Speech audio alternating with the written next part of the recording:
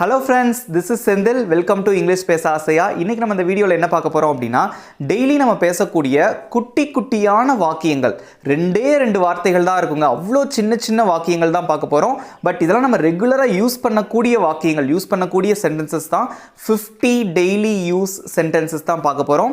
So நான் வந்து ஒவ்வொரு சென்டென்ஸா தமிழ்ல சொல்லி நான் இங்கிலீஷ்ல சொல்லுவேன். நீங்களும் என் கூட சேர்ந்து பிராக்டீஸ் பண்ணிட்டே வாங்க. ஓகேவா? கடைசியா உங்களுக்கு ஒரு क्वेश्चन கேட்பேன். அதுக்கு நீங்க கரெக்ட்டான ஆன்சர் பண்ணணும் அப்படினா என் கூட அப்படியே ஃபாலோ பண்ணிட்டே வாங்க. ஒவ்வொரு சென்டென்ஸா நான் தமிழ்ல சொல்ல நீங்க இங்கிலீஷ்ல என் பின்னாடி சொல்லிக்கிட்டே வாங்க, ட்ரை பண்ணிட்டே வாங்க. ஓகே? சோ உங்களுக்கு ஆன்சர் தெரிஞ்சா ஈவன் நீங்க கமெண்ட்ஸ்லயும் வந்து நீங்க போடுங்க, தப்பே இல்லைங்க. ஓகே, கடைசியா உங்களுக்கு ஹோம்வொர்க்கும் இருக்கு, மறந்துடாதீங்க. ஓகே ஃப்ரெண்ட்ஸ், வீடியோக்குள்ள போலாம். ஃபர்ஸ்ட் நம்ம பார்க்க போற சென்டென்ஸ் என் மீது நம்பிக்கை கொள். என் மீது நம்பிக்கை கொள். எப்படி இங்கிலீஷ்ல சொல்லலாம்? Trust me. Trust me. Trust அப்படின்னா நம்பிக்கை அப்படின்னு அர்த்தம். நெக்ஸ்ட் ஒன், கடுமையாக முயற்சி செய். இதெல்லாம் நம்ம டெய்லி யூஸ் பண்ணக்கூடிய சென்டென்ஸ் தான் இல்லையா? எப்படி சொல்லுவீங்க? Try hard. Try heart.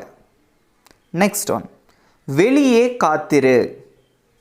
வெளியே காத்திரு. எப்படி சொல்லலாம்? Wait outside. Wait outside. மீண்டும் வருக. Welcome back. Welcome back.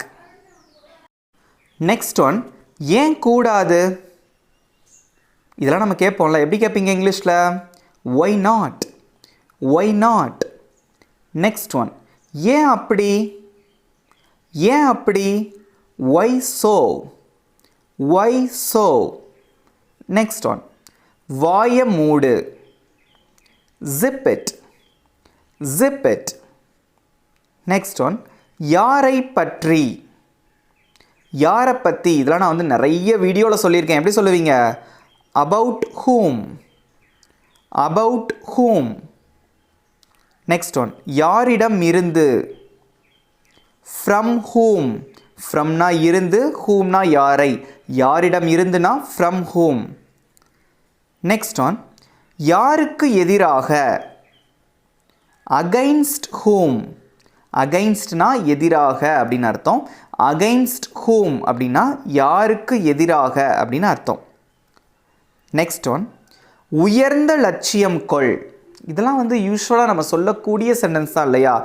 நம்ம வந்து எப்போவுமே நம்ம லட்சியம் வந்து ரொம்ப உயர்வாக இருக்கணும் அப்படின்னு சொல்லுவாங்கல்ல. எப்படி சொல்லலாம்? ரொம்ப சிம்பிள் தான். Aim high.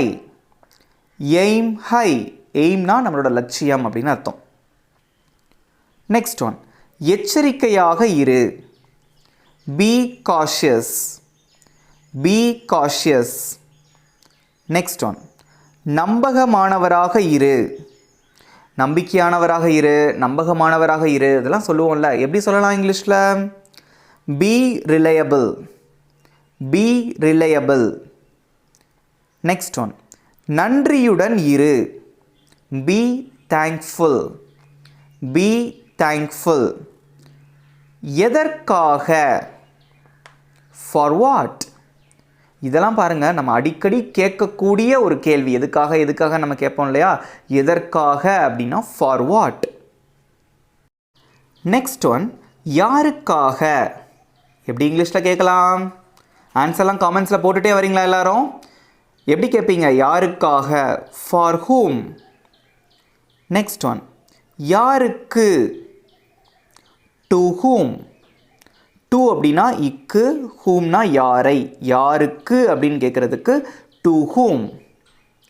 நெக்ஸ்ட் ஒன், நானும் தான். Me too. Me too. Next one, தேவையில்லை.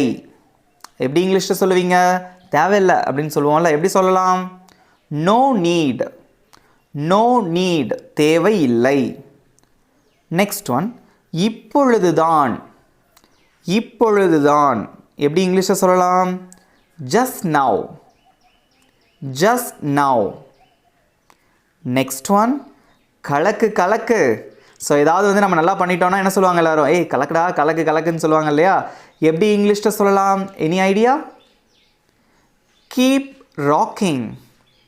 ராக்கிங்னா வந்து வேற லெவலில் கலக்கிறது. Okay, keep rocking. Next one, இப்பொழுதே இப்பொழுதே.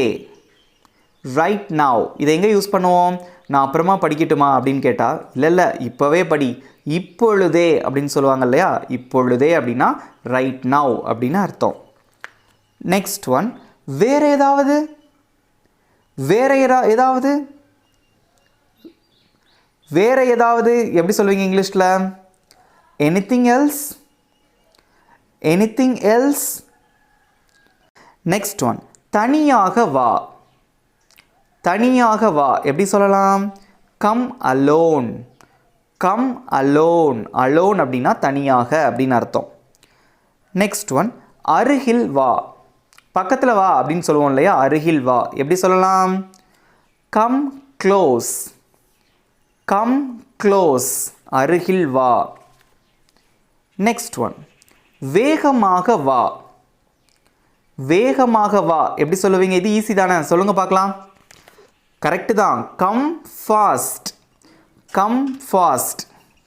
நெக்ஸ்ட் ஒன், எனது தவறு. ஸோ எல்லாம் ஏன் தப்பு தான் அப்படின்னு சொல்லுவோம்ல, எப்படி சொல்லலாம்? மை பேட் அப்படின்னு சொல்லலாம், இல்லை மை மிஸ்டேக் அப்படின்னு சொல்லலாம். மை பேட் அல்லது மை மிஸ்டேக். நெக்ஸ்ட் ஒன், வீட்டுக்கு போ, வீட்டுக்கு போ எப்படி இங்கிலீஷில் சொல்லலாம்? Go home, go home.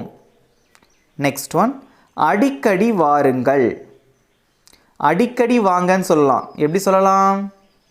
Come often, come often. Often அப்படின்னா அடிக்கடி அப்படின்னு அர்த்தம். நெக்ஸ்ட் ஒன், அவசியம் வரவும். ஸோ அவசியமாக நீங்கள் வரணும் அப்படின்னு சொல்லுவோம்ல, அவசியம் வரவும் எப்படி சொல்லலாம் இங்கிலீஷில்? Two come.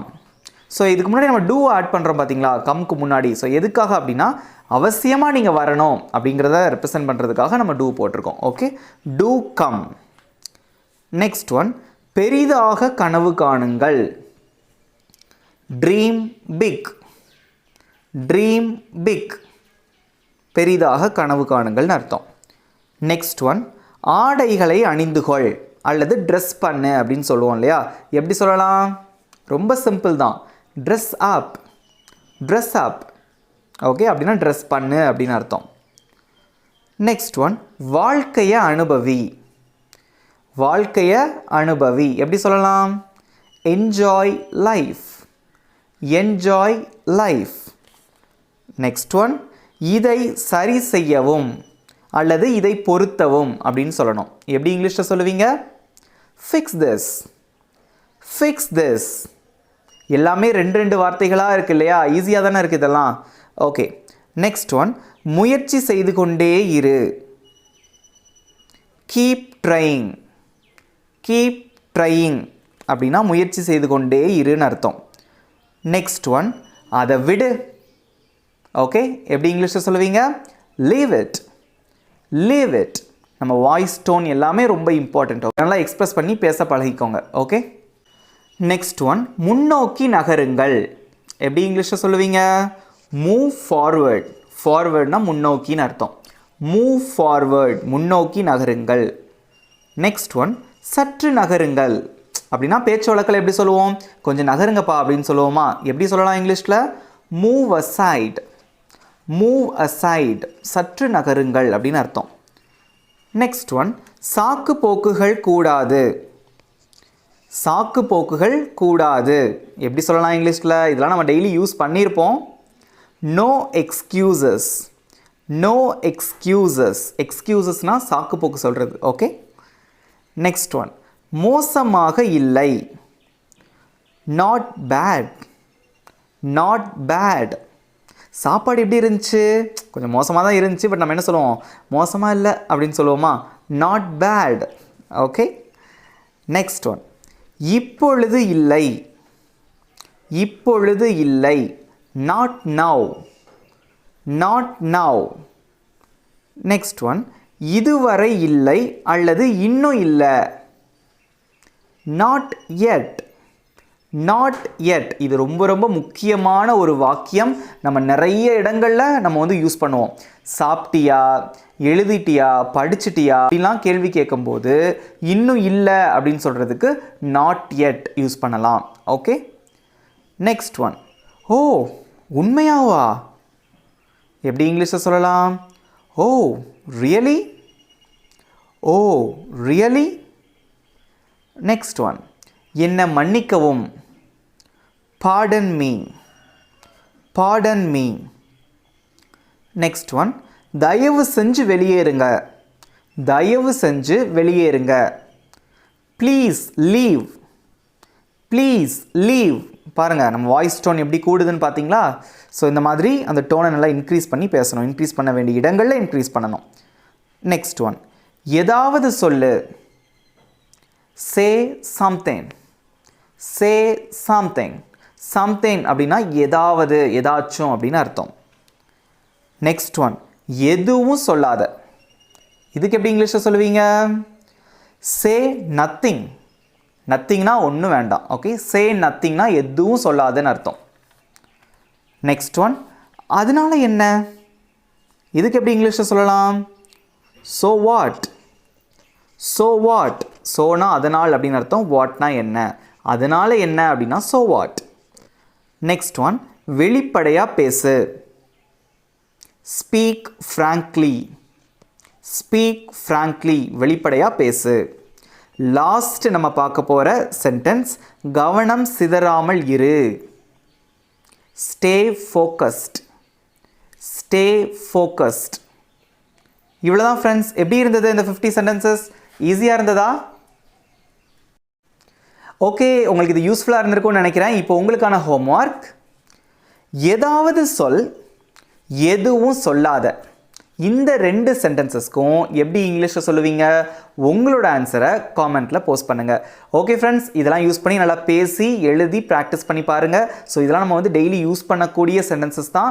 இந்த 50 சென்டென்சஸை நீங்கள் இப்போ பார்த்ததோடு மட்டும் இல்லாமல் நல்லா ப்ராக்டிஸ் பண்ணுங்கள். இங்கிலீஷ் நல்லா பேசுகிறதுக்கு practice is very important. Okay, இந்த வீடியோ உங்களுக்கு பிடிச்சிருந்தா மறக்காமல் ஒரு லைக் பண்ணுங்கள். உங்களோட ஆன்சர்ஸை மறக்காமல் காமெண்ட்டில் போஸ்ட் பண்ணுங்கள். ஓகே ஃப்ரெண்ட்ஸ், இதே மாதிரி இன்னொரு இன்ட்ரெஸ்டிங்கான வீடியோவோட நெக்ஸ்ட் வீடியோவில் நான் உங்களை மீட் பண்ணுறேன். தேங்க்யூ.